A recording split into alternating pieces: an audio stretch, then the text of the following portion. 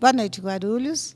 Bom, como eu prometi para vocês, eu vou dar continuidade ao programa que eu entrevistei a Dani e a Bispa, né? E daí eu continuo aqui no 5º grupamento dos bombeiros, ao lado aqui do tenente Barqueiro, que vai bater um papo com a gente hoje, bem legal, porque eu tenho um monte de perguntas assim, para fazer, um monte de coisa, porque eu acho que o bombeiro é uma figura, viu, Barqueiro? É uma figura que a gente, desde criança, você vê aquele herói, né? É o herói e assim, eu vejo pela minha neta. Hoje, minha neta ela é louca, ela fala que ela vai ser bombeiro. Ela está com 7 anos. Aí eles falam, o que você vai ser? Vou ser bombeira, que ela ama. E toda criança, né? E eu queria que você contasse um pouco para a gente da tua trajetória, mas eu queria que você falasse o que te inspirou a ser bombeiro. Foi esse sonho de criança mesmo? Foi um sonho de criança, sonho de criança. Até hoje eu tenho carrinhos, né, daquela época, carrinhos de ambulância, vermelhos, brancos, né? Que legal. E eu não tive nenhum parente na Polícia Militar, então eu também não servi o Exército. Eu tive um serviço antes do Corpo de Bombeiros e meu chefe, o meu patrão, era um policial militar aposentado. Não bombeiro, policial militar. Mas eu vinha com aquela ideia de ser bombeiro, né? E eu conheci o outro lado, né, da Polícia Militar, porque hoje, para ingressar no Corpo de Bombeiros, a gente entra na Polícia Militar. O bombeiro faz parte da Polícia Militar. Um bombeiro é um policial militar. Então, para ingressar no bombeiro, a gente entra primeiro na Polícia Militar e lá na escola de formação submetido a testes que habilitam ele para ir para o bombeiro. E, naquela época, conhecendo o meu patrão, conhecendo mais a Polícia Militar, ele me incentivou também. Já o meu sonho de criança em ser bombeiro alinhou ali com um patrão, com um chefe, que era policial militar. Eu acabei prestando o concurso, dando certo, e estou aqui até hoje. Então, e daí você começou na Polícia Militar e já em seguida você optou por ser bombeiro? Sim, já lá na própria escola de soldado, no centro de formação, eu já fui para o Corpo de Bombeiros. Saí de lá formado já no Corpo de Bombeiros. Aí eu segui minha trajetória, né? Eu fui cabo, por concurso, sargento, e prestei a escola de oficiais, também da Polícia Militar. Porque hoje um oficial, um tenente, né?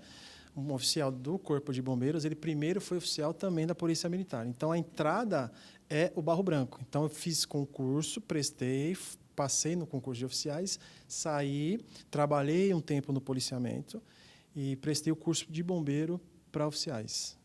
Olha, a gente estava falando na entrevista anterior muito sobre o jovem, muito sobre a parte psicológica, né, das pessoas. Hoje, pós-pandemia, vocês convivem muito, né, com a parte psicológica das pessoas, até nos próprios atendimentos, nas ocorrências, porque, além de apagar o fogo ou na água, não seja no ar, vocês também têm a parte do coração, né? Com as famílias, tudo. Como que é para vocês essa parte de trabalho numa ocorrência que vocês vão e que chega lá? Ele contou do cachorro, mas eu queria que você contasse nas ocorrências assim, para vocês, como que é cuidar do psicológico, não só de vocês, mas principalmente das pessoas que estão perdendo.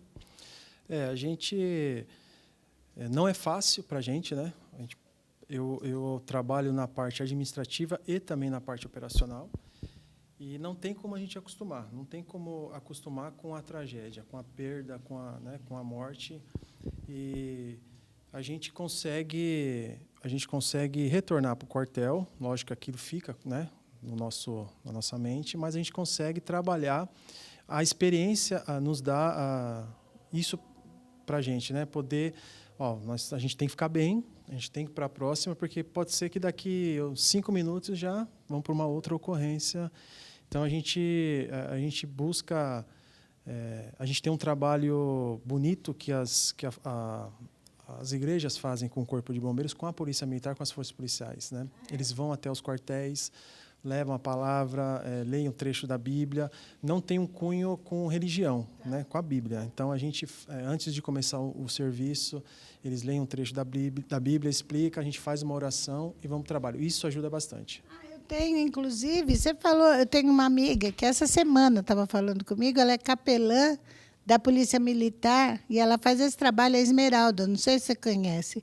Ela faz esse trabalho lá na Polícia Militar, que é o trabalho de levar a palavra. E isso entra nessa parte dessa ajuda, né, psicológico para a gente, né? Espiritual. Espiritual. E espiritual. Agora, nós estamos vivendo assim, essa mudança climática aí, ela tem virado a natureza de ponta cabeça, né? Então, vocês estão desde incêndio ou então inundações, tudo. O Corpo de Bombeiros ele está que nem lá no Sul, que teve. Daí foi muita gente daqui para lá para ajudar. Como que é para vocês, quando acontece isso, onde vocês buscam força? Porque eu via que tinha bombeiro lá que virava 24 horas ali trabalhando. A gente costuma brincar, né, falar que a nossa profissão é uma missão, né? É uma missão. Então, a gente, para trabalhar no Corpo de Bombeiros, a gente sempre está ali, né? É aquela coisa de sangue, está no sangue, né? Então, a gente sempre busca, sempre mais, né? A gente não para enquanto não tiver uma pessoa precisando, alguém precisando da gente, seja vida humana, vida animal, meio ambiente, vida, meio ambiente, patrimônio, nós vamos estar lá protegendo e dando o nosso melhor. Já aconteceu em alguma ocorrência assim que você estava na exaustão, que você já estava e você falava, não saio daqui, enquanto não resolveu, não saio daqui? Sim, várias. Né? Não só eu, mas os bombeiros, eles têm essa força, né? Tem sim. Mas deve ter alguns casos assim que agora vamos virar, pega outro grupo, tudo, e daí tem bombeiro que está tão envolvido ali que fala, não, eu quero continuar. Acontece? A gente faz um esquema de revezamento, né? A gente não coloca todo mundo para trabalhar dependendo da magnitude da ocorrência. A gente faz revezamentos com a tropa. E, às vezes, tem gente que não quer sair. É a sua vez de descansar. O descanso agora é seu. Vai vir outro no seu lugar. Não, me deixa aqui. Eu tô... Mas a gente tira, vai descansar, porque senão... né? Mas o bombeiro tem isso, né? Ele não quer parar, quer continuar. Enquanto tem serviço ali, enquanto tem um serviço, ele quer continuar, não quer sair de lá. E qual a tua ocorrência assim que mais te marcou na tua vida até hoje, até agora, né, nesse momento, no bombeiro, qual foi a ocorrência que você participou e que mais te tocou? Já faz um tempinho, foi logo no meu início da carreira. Eu trabalhava no interior e era um local de sítio, né? O interior geralmente era uma região de bastante sítio, chácaras e festas de finais de semana. E aí tinha uma festa, famílias reunidas, né? E uma criança, de repente, perderam ela de vista ali, e a criança ela se afogou. E a gente foi acionado, a gente foi para o local, socorremos, a família foi acompanhando a gente até o hospital, aquela comoção, né? Era bem pequenininha, eu não lembro qual que era a idade, mas era bem nova, né? E aí a gente levou para a equipe médica, porque eles não entram, né? Então o bombeiro ele entra com a criança, já estava em parada cardiorrespiratória, a gente fazendo RCP, a reanimação cardiopulmonar, e fomos até o médico insistiu ali, né? Só que já tinha dado o óbito, já tinha constatado e atestado o óbito daquela criança, e nós saímos de lá e a família estava toda reunida, rezando, orando, e com esperança ainda, falando, não, vai dar tudo certo, ela vai voltar para a gente, e eu já sabia. Só que a gente não dá essa notícia, quem faz isso é o médico do hospital. Então, eu já sabia que né, e tive que passar por eles, vendo aquela cena, aquilo me marcou bastante. Imagino, porque, ainda mais quando se trata de criança, acho que toca mais ainda, né? Agora, aqui no quartel, no 5º agrupamento, vocês atendem qual a região de Guarulhos? Guarulhos todo?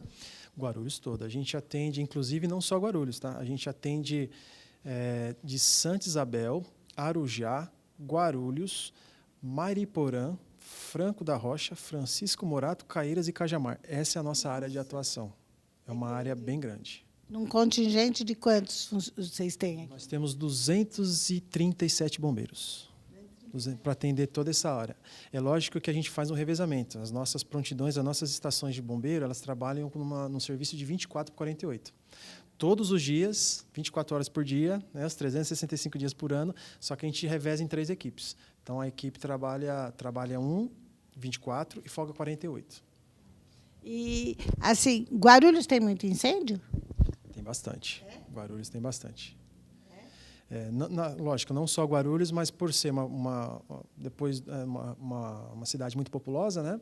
A gente tem muita ocorrência de incêndio. Incêndios grandes, né? Incêndio em residência, incêndios em galpões, em indústrias. O quinto GB sempre está atendendo esse tipo de ocorrência. E, assim, o que mais, nas incidências dos incêndios, qual que é a causa mais assim recorrente mesmo, que causa incêndio? A gente não consegue, porque a nossa parte operacional, a gente resolve a ocorrência, a gente extingue o incêndio, mas a gente não tem como dizer ali o que aconteceu, né? A gente sempre coloca como causa inconclusiva. Depois a perícia, a polícia civil, ela acaba investigando essa parte. Mas, geralmente, é parte elétrica. A gente encontra muito problema com parte elétrica, o famoso jeitinho ali, né? Puxa um aqui, puxa um ali, e a gente vê que tem sempre ali a parte elétrica envolvida. Curto-circuito, de fato, gente, ó, é perigoso e tem que tomar cuidado mesmo. Carga coloca no disjuntor, coloca muito aparelho ligado ali, que não, a gente vê bastante isso. Lógico que a gente não pode falar que foi aquilo, porque a gente não é perito para aquilo, né? Mas a maioria dos casos depois sempre acaba sendo a parte elétrica. Agora, na parte de enchente, quando tem as enchentes, eu vi foto deles lá, que eles mergulham mesmo para salvar. Na instrução, quando vocês estudam mergulho, estudam tudo isso? Tudo. A gente treina tudo. A gente treina salvamento em altura, a gente treina salvamento terrestre, a gente treina mergulho, a gente salvamento aquático, que entra a parte de enchente, a gente treina na represa, a gente simulam vítimas descendo a corredeira, a gente entrando, retirando, jogando equipamentos, a gente com a nossa balsa, com o nosso bote, a gente entrando na enchente, tirando as pessoas ilhadas, tudo isso faz parte do nosso treinamento. Que interessante. Vocês estão vendo que é assim, eles, né, os nossos heróis, eles ficam aqui prontos para estar cuidando da gente, mas não é. Daí você vê casos, assim, por exemplo, uma tentativa de suicídio. Às vezes é o bombeiro que atende. O bombeiro atende tentativa de suicídio. Hoje o bombeiro ele tem um curso próprio disso, que é a abordagem técnica a tentativas de suicídio. Ele é ministrado lá na Escola de Bombeiro, que é lá em Franco da Rocha. E hoje, então, a gente tem um padrão para todo o Estado. Então, o bombeiro aqui de Guarulhos, atendendo uma ocorrência envolvendo uma tentativa de suicídio, é o mesmo jeito que uma pessoa lá do outro lado do Estado, lá na divisa, lá em Presidente Prudente, por exemplo, vai atender também. E aí o bombeiro ele abre esse curso para as outras forças também. A gente tem policiais rodoviários federais, os próprios policiais militares, esses patrulheiros que trabalham no atendimento de ocorrência 190, também fazem esse curso, porque se deparam bastante com esse tipo de ocorrência. Às vezes são os primeiros até chegarem, né, que dão esse apoio para a gente até o bombeiro chegar. Então, a gente atende, sim, esse tipo de ocorrência. A parte de violência doméstica, não. Daí, não acaba caindo aqui no bombeiro também, por ser militar, ou acaba caindo também? Só se acionar a gente com a questão de alguma lesão, né? Se da violência gerar alguma lesão que precisa ser socorrida a um hospital, um pronto-socorro, para cuidar de algum ferimento, a gente é acionado, sim. Às vezes, o policiamento vai até o local, tendo em vista da violência, né, do crime, e lá constatando que a pessoa precisa, de repente, de uma assistência médica, a gente pode ser acionado para socorrer. O resgate vai até o local e leva ela para um pronto atendimento.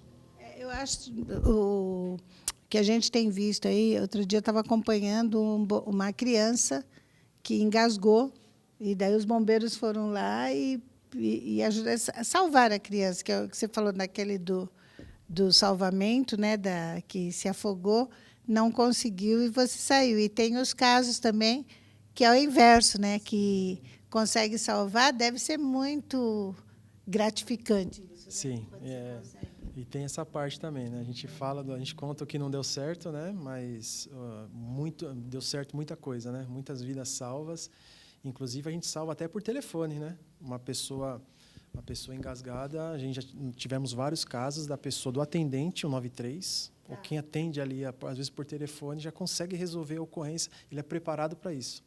O atendente que está lá no 93, atendendo a emergência, ele tem um preparo também, ele tem um conhecimento para atender, para fazer, prestar aqueles primeiros atendimentos por telefone até uma equipe chegar no local, por terra.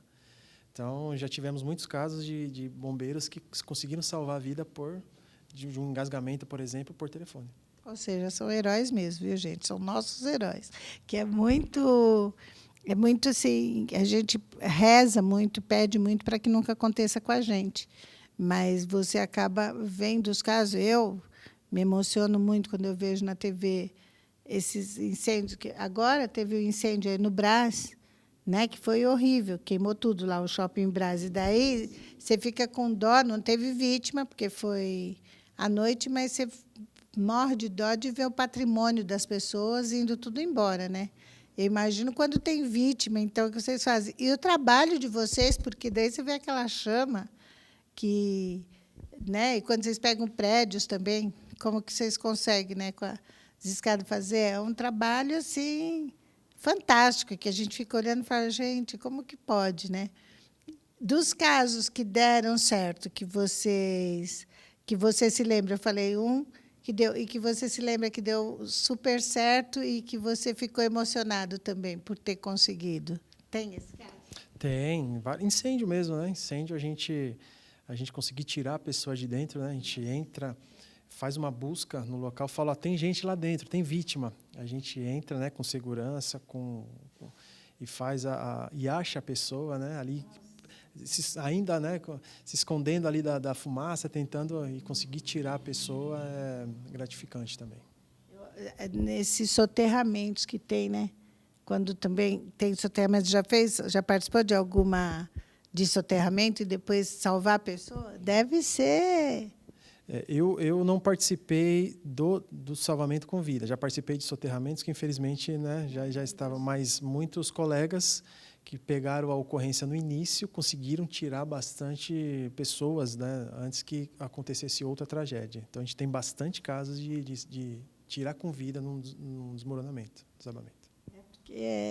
Quando você vê assim que tem esses desmoronamentos, tudo, e que consegue.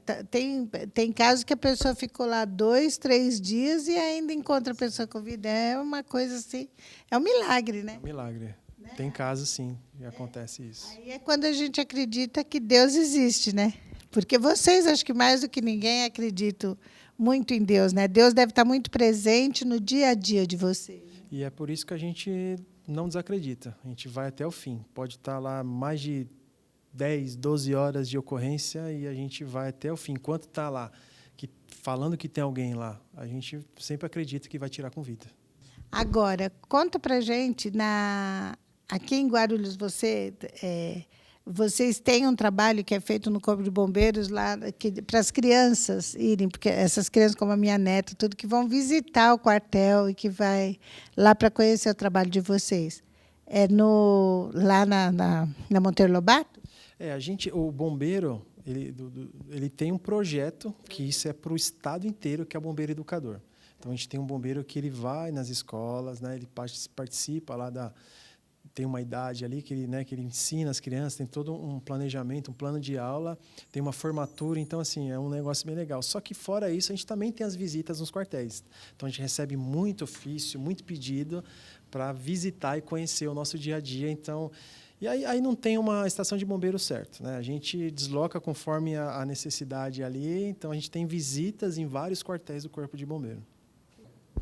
Então, gente, eu espero que vocês estejam gostando, né, desse bate-papo aqui meu, porque, assim, eu sou aquela criança que sempre teve... O meu era do tempo do vigilante rodoviário, que ele tinha o cachorro e a gente já era fã, assistia o programa. Tudo era... polícia, para a gente, sempre foi o espelho da segurança, o espelho de tudo, né? O bombeiro, o espelho do herói, né?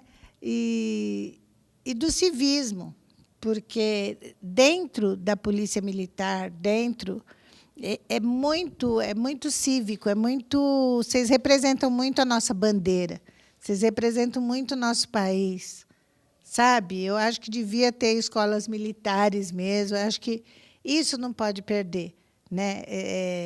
Antes de encerrar, hoje em dia tem muita gente que às vezes fala, eu queria que liberasse meu filho do Exército, mas não tem uma moçada hoje que não viveu essa época e que vai para o Exército e daí tem vontade de ser militar? Sim, começa ali. Então, a gente tem um número muito grande de policiais militares oriundos do Exército, que serviram o Exército e que vêm para as forças policiais. E daí deve ter um bichinho, né, que pica ali na veia e que você fala, é isso que eu quero para a minha vida. Exatamente. Quando ele ingressa ali no militarismo, ele já vê que aquilo ali vai ser, né, que ele vai escolher para o resto da vida dele.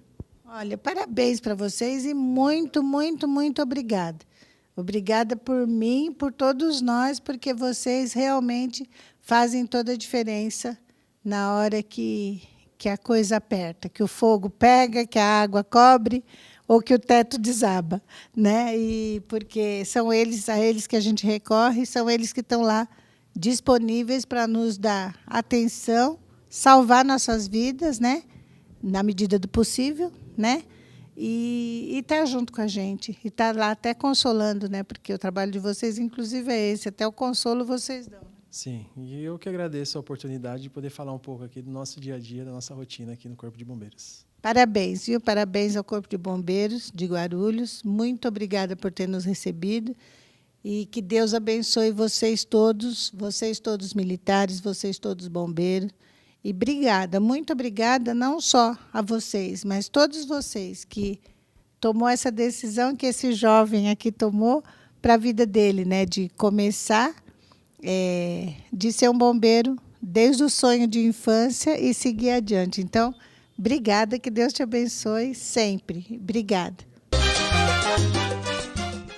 Olá, Guarulhos, e dando continuidade ao programa, esse programa de hoje, eu estou trazendo profissões, né? Então, vocês viram a entrevista do bombeiro, e que foi maravilhosa, porque é uma profissão realmente dos nossos heróis, né? Aqueles que salvam. E eu estou aqui ao lado de uma grande amiga minha, Edna Pinson, que é jornalista, né? Eu não sou jornalista, eu sou apresentadora, mas ela é jornalista. Ela é uma pessoa com uma grande história para contar para a gente. E, nossa, é uma honra estar te recebendo aqui hoje, viu, Edna? Minha honra é minha. Muito obrigada. Eu acho que é muito importante falar do que a gente fez, do que a gente está fazendo. E falar para você, para mim, é muito bom, porque eu conheço a sua seriedade, você é muito alegre, então falar com uma pessoa que levanta o astral é muito bom. Gente, a Edna, ela tem uma história muito legal, de vida assim como eu. Aliás, a gente já passou por muita coisa nessa vida, né? Principalmente problemas de saúde. Então, eu vou pedir para a Edna contar um pouquinho primeiro da carreira dela, o que te fez jornalista, porque conta tudo primeiro de você, Edna. Tá bom. A questão de ser jornalista é uma coisa que eu não sabia, mas a minha irmã me disse que eu sempre quis ser jornalista, que quando eu tinha 12 anos eu falei para ela, eu vou ser jornalista. Mas é uma coisa assim que eu esqueci. Na hora de fazer a faculdade, eu tinha duas opções, ou era jornalismo ou era direito. Eu sempre gostei muito do direito. Aí eu fui fazer o vestibular para direito. A hora que eu vi que tinha jornalismo, eu falei, ai, gente, foi muito bom. Eu vou fazer jornalismo. E foi ótimo, a faculdade foi maravilhosa. Durante a faculdade eu já comecei a prestar serviços, né? Já comecei a trabalhar como freela. Depois que eu concluí a faculdade, eu já fui efetivada como jornalista mesmo. E no começo, como todo jornalista, a gente faz cidades, que é a editoria de geral. Aí a gente vai para os bairros, cobre reintegração de posse. A gente faz muita coisa muito triste. Mas o jornalista ele tem uma questão de brincar muito. Então, a gente chegava na redação com uma história e durante as pautas também a gente via umas coisas muito interessantes, né? E a gente chegava na redação contando, eu e o fotógrafo que acompanhava, e era muita risada. Então, eu ficava leve. E ser jornalista, para mim, foi uma coisa muito legal. Eu gostei muito, muito mesmo. O problema é que era tão desgastante que eu acabei ficando doente. Primeiro eu tive um problema sério no estômago, tive que fazer uma cirurgia de esôfago e foi complicado para mim, mas eu continuei trabalhando. O X da questão foi quando eu tive um problema no coração. Na minha casa ninguém tem problema no coração. Então alguma coisa estava acontecendo. E eu começava a ir trabalhar, já não tinha mais alegria para ir trabalhar assim. Aí eu falei, gente, eu vou parar com isso, vou fazer uma transição de carreira, porque parar de trabalhar eu não consigo mesmo. Eu sempre trabalhei, desde os meus 14 anos. Eu sempre trabalhei e falei, eu não vou parar de trabalhar agora. Eu preciso trabalhar. Eu preciso, primeiro que precisava de salário, mas eu também precisava dessa atividade. Aí eu falei, vou fazer uma transição de carreira. E fiz. Hoje eu sou outra profissional. Gente, outra profissional e numa área que é assim muito bonita, porque como nós falamos naquele programa da Dani e da Bispa Fabiana, a gente falou de espiritualidade. E ela hoje, ela trabalha com o tarô, não é isso? E como que foi o tarô na tua vida? Eu sempre, mesmo antes de fazer faculdade, eu já estudava tarô. E o tarô aconteceu na minha vida de uma forma muito estranha. Assim, foi muito interessante. Eu fui para o tarô pela dor mesmo. O que aconteceu? Eu tive um problema sério com uma pessoa que, vou falar, era minha sogra. Né? Todo mundo tem problema com sogra, alguma coisa ou não. E eu era muito nova, eu não soube digerir isso aí. E aí eu comecei a ficar, sei lá, ficava triste. E o Marcos, meu marido, falou assim, não, você tem uma pegada diferente, você é espiritualizada, vamos ver alguma coisa? Um dia ele chegou para mim com tarô mitológico. E eu não tinha tido contato com tarô. Eu falei, nossa, gente, que interessante. Aí eu comecei a estudar. E era muito bom, porque o tarô ele tem muitas linguagens. E você estuda todas as linguagens, né? Você tem simbologia, você tem astrologia, tem arquétipos, que é uma coisa muito legal, que foi trazida pelo Jung, mas não necessariamente pelo tarô, mas pelos símbolos. E foi muito legal, assim. Então, eu fiquei fascinada com isso. Falei, eu quero que alguém jogue tarô para mim. Aí comecei a procurar e achei uma pessoa que jogou tarô para mim, que foi muito revelador. Para você fazer uma ideia, eu sempre achei que a minha mãe fosse uma pessoa mais fraca, sabe, assim, mais dependente do meu pai. E aí o tarô me mostrou que não, que era minha mãe era muito mais forte que meu pai. Eu falei, ué. Comecei a observar.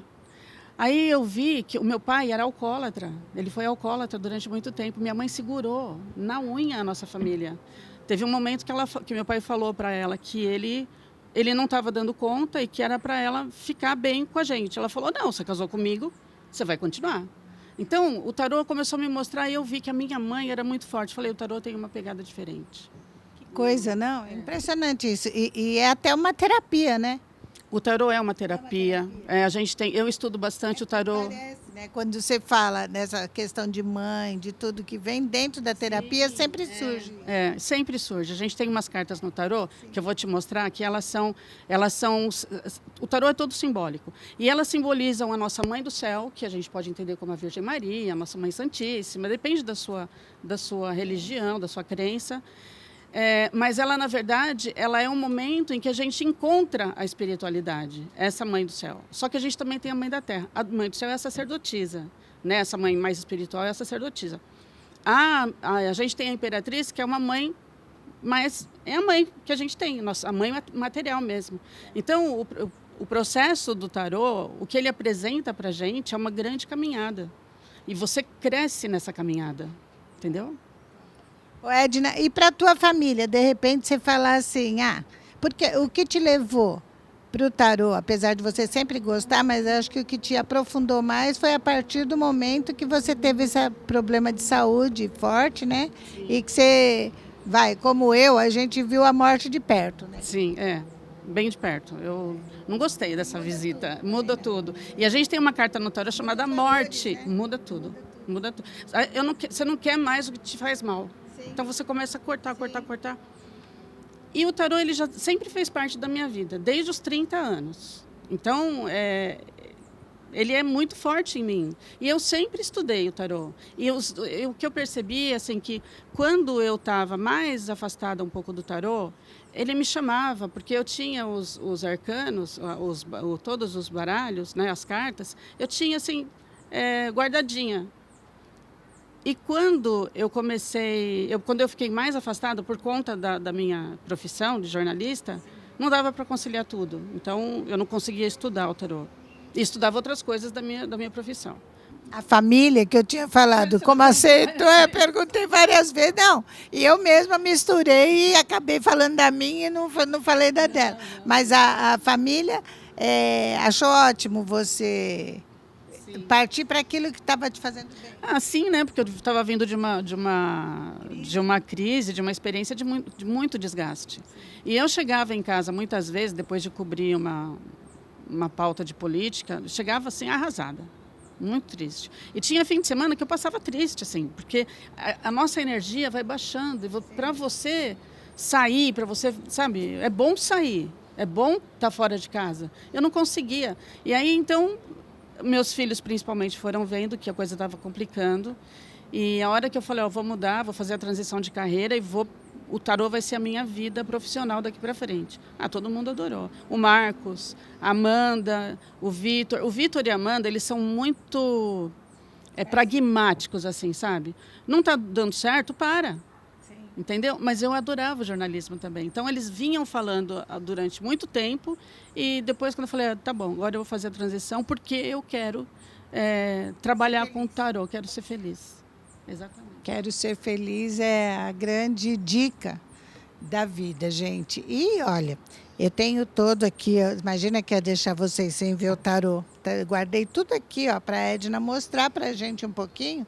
Vamos pedir para ela mostrar e fazer na prática, né? Aqui, não é? Sim, vamos fazer na prática. Na prática, porque é super interessante. Eu estou aqui curiosa para ver, porque eu nunca joguei, eu nunca abri carta no tarô. Não. É muito legal. Você vai amar. Eu vou jogar um dia para você. Tá bom. Tá bom? Quando terminar aqui, a gente já combina. Tá bom. Eu queria mostrar um pouquinho para vocês de como é a estrutura do tarô e como é que ele funciona na nossa vida. Então, eu tenho aqui quatro decks, né? 4 tarôs diferentes. Eu aprendi a jogar tarô com esse aqui, que é o tarô egípcio. Olha só. Aqui a gente tem o louco, o mago. Tá, então a gente tem o louco, tem o mago, tem a sacerdotisa, a gente tem a imperatriz e o imperador. Por que eu parei por aqui? O louco, ele é o personagem que vai trilhar toda a jornada. Essa é uma jornada de evolução. Então, ele passa por todos os arcanos. Em cada arcano, ele aprende um negócio diferente. Então, quando ele chega no último, que é o arcano 21, ele já aprendeu muita coisa. Ele já passou por todas as etapas. E o louco somos nós. Sim. Nós somos esse louco e a gente passa por todas as etapas. Então, eu trouxe o louco para vocês entenderem quem somos nós. Nós somos esse cara aqui, tá bom? Sempre seremos o louco. O louco, ele é louco porque... O louco é muito interessante. Ele é louco porque ele não tem freio, ele não tem filtro, ele está pronto para a vida, ele quer desbravar a vida, ele não olha para onde ele está indo. A gente vai ver isso aqui, olha. Esse aqui é o tarô mitológico.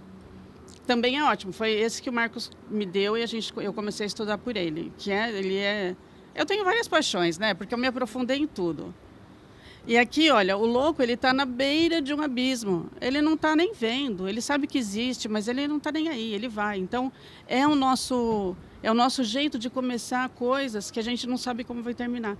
Quando eu mudei quando eu resolvi fazer a transição, eu comecei como louco, porque eu não sabia o que ia dar, né? E aí a gente encontra... Bom, eu trouxe esse para vocês verem que a sequência é a mesma. Você tem aqui o mago, a sacerdotisa... Cadê?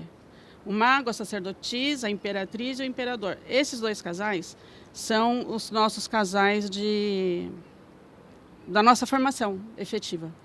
Então, com eles dois, com esses 2 casais, eles nos mostram... É nosso pai e nossa mãe. Bom, a gente deu uma mudadinha aqui de lugar por causa do vento, do sol, a posição, mas ela parou no mago. Então, conta do mago pra gente. Eu vou contar do mago. Todas elas são muito importantes na formação do louco. Mas o mago, o louco, ele é aquele cara que começa a fazer, ele não se preocupa com dinheiro, ele não se preocupa ele não tem necessidade, ele não liga para o conforto. Ele é aquele cara, a gente vê muito louco nos andarilhos, sabe? Quando eles resolvem sair de casa, eles abandonam tudo. Então, a vida deles passa a ser o que a vida proporcionar. Então, eles não têm casa, eles não têm comida, eles buscam suprir essa necessidade durante o dia, né? No dia a dia, na A verdade. vida acaba sendo uma aventura mesmo. Exatamente, o louco mora neles. Mas vamos falar do louco como pessoas que continuam dentro de uma estrutura, só que querem mudar. Então, quando a gente começa com essa transição, a gente não sabe onde vai dar. Então, a gente começa com a energia do louco mesmo. Fala assim, eu vou me arrumando no caminho, né? E aí o mago, ele chega para o louco, quando o mago chega no louco, ele fala, olha, está na hora de você começar a se sustentar. Você tem que começar a criar a sua realidade. Não dá para você viver de destino em destino. Você tem que ter um lugar que você consiga, né, se manter. Ou participar de alguma coisa que te ajude a se manter. Então, o mago ensina para o louco a se virar na vida. E a gente vê aqui, olha, em toda a simbologia, ele tem aqui uma taça, ele tem uma espada, ele tem moeda. Então, ele vai usar esses elementos para construir uma realidade dele. E esses elementos a gente vê no tarô a gente vê nos arcanos menores. Porque o tarô ele é formado de arcanos maiores, que falam da nossa formação, da nossa vivência, da construção de nós mesmos, da nossa construção. E os menores falam dos acontecimentos do dia a dia. E ele é representado por esses 4 naipes, que é terra, fogo, água e ar. Que são esses 4, tudo. Exatamente. Essa planta, ela precisa desses 4 elementos. Nós precisamos. Todos nós, a natureza total. Essa é a natureza total, regendo a gente. Exatamente. Apesar de parecer que ele é muito objetivo, ele ensina a gente a lidar com essas energias e trabalhar com essas energias. Ele também tem flores, olha, as flores aqui simbolizam a sensibilidade que ele tem. Então, ele carrega o louco junto. Ele não vira o mago simplesmente. O louco continua participando dessa construção. Diz que de poeta e louco todos nós temos um pouco. A gente tem uma carta, que é uma carta eu não coloquei aqui, mas é uma carta de cura. Então, ele chega nesse processo que ele consegue a autocura. É muito, muito legal. E aí, depois, ele chega na sacerdotisa. A sacerdotisa é a fé. Ele aprende, com o passar do tempo, ou das experiências, que nem tudo é tão material assim. No mago, ele aprende a materialidade, aprende a se virar no material. Quando ele chega na sacerdotisa, ele só chega na sacerdotisa porque ele começa a questionar essa vida dele. Fala, não é possível que seja só material, tem que ter alguma coisa a mais. E aí, quando ele começa a questionar, ele encontra a sacerdotisa. Ou, quando ele encontra a sacerdotisa, ele começa a questionar, né? Mas é um processo, né? Então, é o processo da fé, da nossa formação espiritual. Em seguida, ele vai para a Imperatriz. A Imperatriz é a mãe, é a nossa grande mãe, é a Mãe Terra. A Terra, ela proporciona tudo para a gente. A gente tem água, tem terra, tem luz, né? A gente tem fogo. E é a natureza que proporciona tudo isso para a gente. A Imperatriz, ela é a própria expressão da Mãe Natureza, da mãe da Terra. Né? A Mãe da Terra, ela proporciona tudo. A gente tem que saber trabalhar. O que a gente aprende no Imperador. Porque aí a gente aprende a controlar todos os recursos, organizar os nossos recursos, distribuir o que tem que ser distribuído, guardar para uma eventualidade. Então, ele aprende isso no Imperador. E aí ele vai continuando toda essa história, até chegar no Arcano 21, que é a completude. Quando a gente chega no Arcano 21, quando você chega bem no Arcano 21, você começa uma outra fase de uma forma muito saudável, o que não foi o que aconteceu comigo. Quando eu cheguei no final do jornalismo, eu falei assim, eu não quero mais. Mas por quê? Porque eu não consegui aproveitar, na verdade, eu não encontrei o Objetivo mesmo, né? O meu propósito. Apesar de ter trabalhado bastante tempo, não foi lá que eu encontrei o meu propósito. A gente precisa de propósito. Muito bom você ter falado isso. Não é, você sabe que, pegando um gancho aqui, em propósito, agora mesmo nós tivemos uma eleição que eu acabei de ter me candidatado. E muita gente fala, mas por que você se candidatou? Eu tinha um propósito, gente. Como o meu marido está com Alzheimer e ele falou para mim, eu quero fazer alguma coisa, eu falei, tá aí, vamos fazer uma coisa juntos.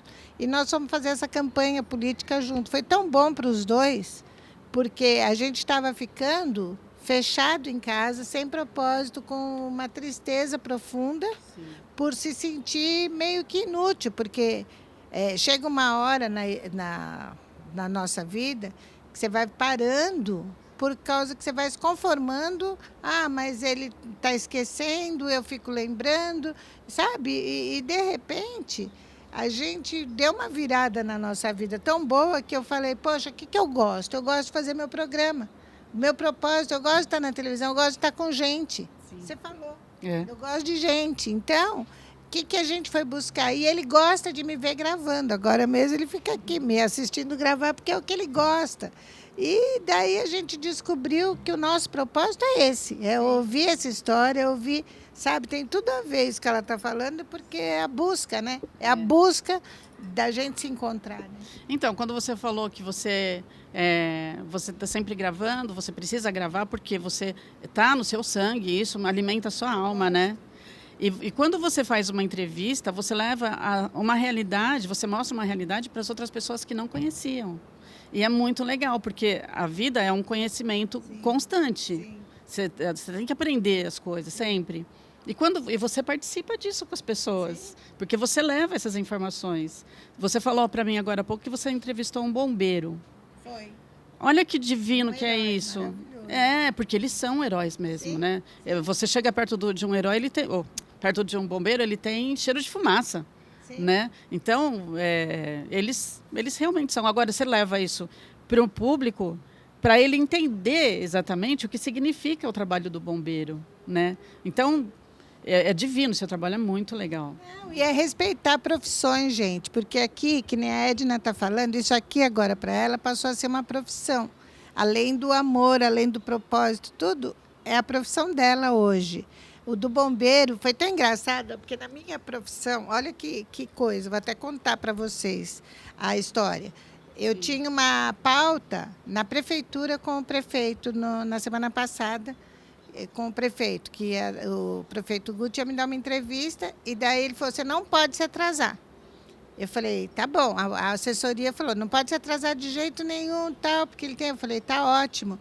Aí, na minha procura de não atrasar, eu falei, o trânsito está muito louco. Eu tinha uma entrevista antes, né, com a doutora Daniela e com a bispa Fabiana, e eu falei, gente, vocês me desculpem, eu vou adiantar a entrevista.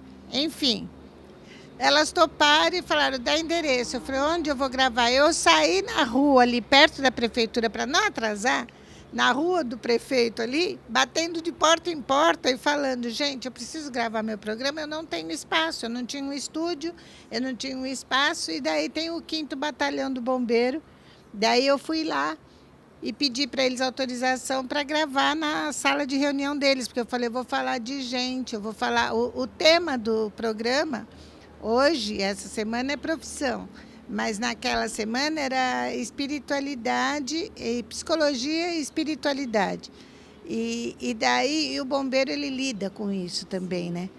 Então, muito. E daí a gente acabou que eles falaram, eu conheço o comandante lá, o coronel Alessandro, falou, não, Malvina, pode fazer aqui. Eu falei, porque eu estou do lado da prefeitura. E daí facilita para entrevistar o prefeito e tal. Tá ótimo. Daí vim correndo para casa, eu e o neto, né? Eu e o neto sempre. Aí fizemos tal. Aí eles cancelaram a entrevista com o prefeito. Você acredita? Acredito. Acredita? Daí eu, nossa, se eles soubessem o meu dia, o que foi? Eu cheguei aqui exaurida à noite. Aí, quando chegou no dia seguinte, foi o dia da entrevista, eu falei, gente, que legal que foi eles terem cancelado, porque eles cancelaram na hora, eu pensei que eu ia ficar estressada. Minha tia assistiu a entrevista das meninas e falou, mas estava com cara de cansada. Claro que eu estava cansada. Né? Eu vesti uma roupa, se vocês veem na entrevista do bombeiro que está passando no programa de hoje, eu estou com uma blusa que eu levei e pus em cima do vestido da gravação anterior, aparece a manga do vestido. Mas é bastidor. E é legal, sabe, Edna? Porque daí você vê o quanto você é capaz. Sim. Você descobre as suas capacidades, as suas saídas, sabe? Eu tenho que agradecer o prefeito e a equipe dele, porque vocês me dão saída, sabe? Eu vou buscar, né? Então... eu acho que não fui eu que perdi, porque eu continuei dentro do meu profissionalismo procurando fazer o melhor para vocês que assistem, procurando fazer o melhor e respeitando as pessoas que eu estou aqui entrevistando. Sim. Então, isso é legal, né? Sim, é. E você sempre soube se virar muito bem, né? Porque das entrevistas que eu fiz com você, desde criança você se vira muito bem. Então, isso não é exatamente um desafio, é um desconforto, eu imagino. Sim. Mas você sempre se vira. Sim. Você fala assim, não tenho lugar para gravar? Olha o que você fez. Hoje nós estamos gravando no jardim aqui da minha casa. Por quê? Porque é mais cômodo para mim e para o meu marido. Ele está perto, ele está aqui, então para as pessoas virem. Então, é muito bom. Quer dizer, tudo é muito bom. A vida é muito boa, né, Edna? Desde que a gente não complique. A gente não pode complicar. Aconteceu uma coisa ruim, será que foi tão ruim? Não, foi ótima, porque ela me proporcionou uma entrevista com um herói de verdade, um cara que salva vidas, uma pessoa que, nossa, foi lindo, eu adorei, como eu estou adorando aqui hoje com a gente, porque eu estou achando super mágico, mágico. Eu sempre acreditei muito na natureza e sempre acreditei na energia, que vem de Deus e que vem da natureza. Sim. A gente tem uma centelha, né? Agora eu vou pedir para a Edna para ela tirar uma carta. Não sei como a gente faria. Eu queria tirar uma carta para você falar. Vamos ver como está seu dia. Né? Pode você ser. Vai tirar uma carta e você vai ver como está seu dia. Antes disso, eu posso falar uma coisa muito importante? Gente, é o seguinte, olha. A gente tem a carta da morte. É um nome, né? Ah, desculpa. A gente tem a carta da morte, que é essa aqui. Esse aqui é o tarô de Marsella. Quando aparece a carta da morte, normalmente as pessoas se assustam muito. No tarô de Waite é essa aqui. Mas a morte não quer dizer morte, ela quer dizer transformação, transmutação. Porque até a morte, efetivamente, não existe, né? O que existe é uma transmutação. A gente passa de um plano e vai para outro. Não quer dizer que a morte está dizendo que você vai sair desse plano e ir para outro. Está dizendo que alguma coisa chegou no fim e que você precisa resolver, precisa se libertar disso, entendeu? Então, quando aparecer a morte, não se assustem, porque ela é uma carta muito boa, porque ela diz assim, você está pronto para abandonar o que está te fazendo mal. Então, se concentra nisso, presta atenção nessa energia e se solte, porque é isso que a morte fala. Se liberta do que está te prejudicando, entendeu? Quando eu fiz a transição, foi isso que eu fiz. Eu ainda ficava muito presa, nossa, que legal, eu via meus colegas trabalhando, nossa, que legal, tal. Eu tenho saudade, mas chegou uma hora, falou, não é mais para você. Chega. E aí, quando eu entendi isso, que foi no processo da morte, aí morreu aquele trabalho como ele era. A jornalista não morre nunca, porque eu, inclusive, uso a minha profissão para escrever.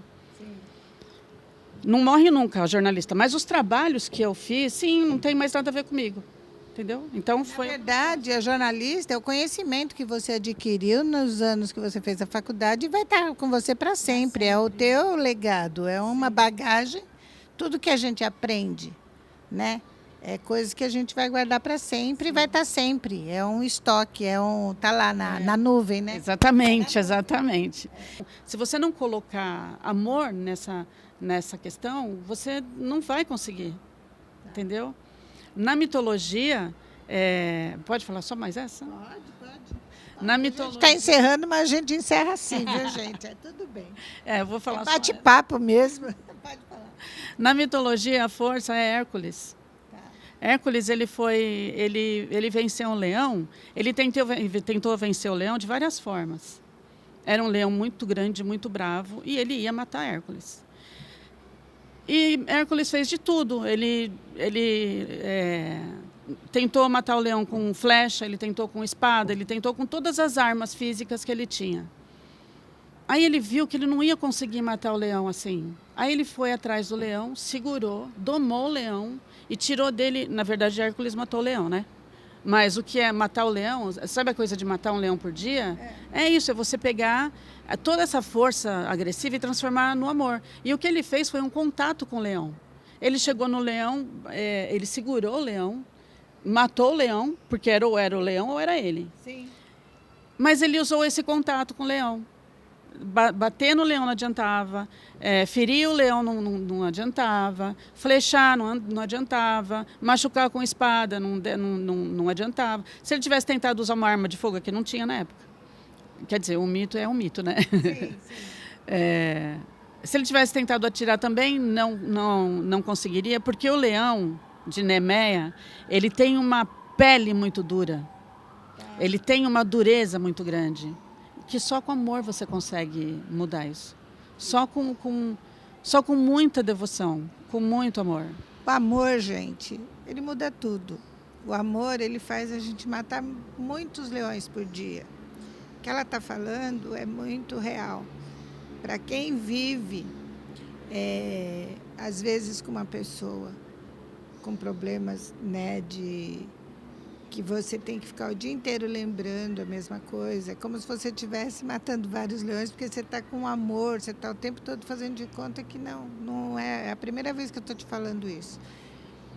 Então, faz parte do nosso dia a dia, faz parte do nosso cotidiano, a gente ter paciência. Eu falo para você, essa semana eu ouvi de uma amiga que falou assim: ai, Malvina, é muito difícil. Eu não consigo ter essa força que você tem, mas essa força é o amor, sabe? Não é a força que eu tenho, é o amor que eu tenho, que é muito grande. E não que essa pessoa não tenha amor, tem, mas a gente precisa ter amor, resiliência e paciência, né? E seguir adiante. Sim. Né? E acreditar, e vai ver um tarô. Eu falei, vai fazer uma terapia, porque o tarô é uma terapia. Vamos buscar energia, sabe? Porque às vezes a gente não acha, não vou conseguir. Mas consegue, porque a gente busca a nossa energia em Deus, a gente busca a nossa energia nos amigos, aqui no programa, nos netos, que é a maior energia. No meu marido, vem cá, aparece aqui também, ó. Já que a gente está em casa, mostra a família toda lá. Que ele fica aqui, ó, do lado, ele adora aparecer. Fala um oi para ele. Oi, bom dia. Boa noite. Boa noite. Tchau. E tchau, e tchau. E fala tchau também, Cora. Tchau. E, gente, tchau. Fiquem com Deus, eu já me emocionei aqui com o amor, porque o amor é tudo, tudo. E, Edna, amei bater papo com você. Também, adorei muito. Que Deus te abençoe, que você ilumine muita gente, que você ajude muita gente. Obrigada. Com a tua sabedoria e com tudo que você está indo buscar. Que eu sei que é para constelar e para fazer com que as pessoas se encontrem. Isso mesmo. Tá? Você tirou a carta da força, você é essa força. Você sempre foi. Eu sou um pouco do louco, eu sou um pouco do mago, eu sou um pouco da força. Eu acho que é assim que todos nós somos. E a vida é que acaba fazendo com que a gente se torne essa pessoa. Eu acho que lá atrás eu fui totalmente o louco. Mas depois você vai buscando e você vai... A cada passo que a gente dá na vida, né? Todo dia você tem que ir se reinventando. E é bom que você tenha essa orientação para você saber que faz parte da vida e que você precisa acreditar que tudo vai dar certo e dá. Sim. Consultar o tarô, é bom você consultar o tarô a cada 3 meses, por exemplo. Porque você joga hoje e daqui 3 meses a gente vê como é que você processou toda essa energia, como é que você mudou, se você não mudou, se você passou a dificuldade só para uma outra área, né? Que a gente costuma fazer muito isso, a gente compensa uma área com outra. Então a ideia é solucionar e não passar de um lugar para outro. Então, é bom fazer. É solução, não é levar com a barriga, não, Exatamente. gente. É solucionar e seguir adiante. E vamos em busca de mais coisas. Não é isso? Então, um beijo no coração. Estourou nosso tempo, o Pércio está lá falando. Um beijo no coração. Até semana que vem, se Deus quiser. E olha, vai ter a semana, dia 3 de dezembro, tem a gravação do Jantar com Malvina Russo, que passa na semana do Natal, que vai ser lindo. A Noite do Branco. Olha lá, a Cora vai. Eu também vou. Ah lá! E eu também vou, gente. Sabe por quê? É no dia do meu aniversário. Eu quero que você depois assista. Você que vai, que estiver assistindo, e você que não vai, que também está assistindo, você vai assistir depois, na semana do Natal. Tá bom? Obrigada e até semana que vem, se Deus quiser. Eu agradeço muito também, agradeço toda essa galera que está assistindo esse programa e eu estou muito, muito feliz por estar aqui, por ter conseguido passar a verdadeira essência do tarô. Tá bom? Obrigada. Eu também, de ver sempre o amor em tudo. Nessa entrevista do bombeiro, no amor na profissão dele, obrigada. Obrigada ao Coronel Alessandro, obrigada, toda a brigada lá do 5º Batalhão por ter me recebido e Deus abençoe vocês, todos. Abençoe a todos nós. Amém. Amém. Amém. Até semana que vem, se Deus quiser. Um beijo no coração.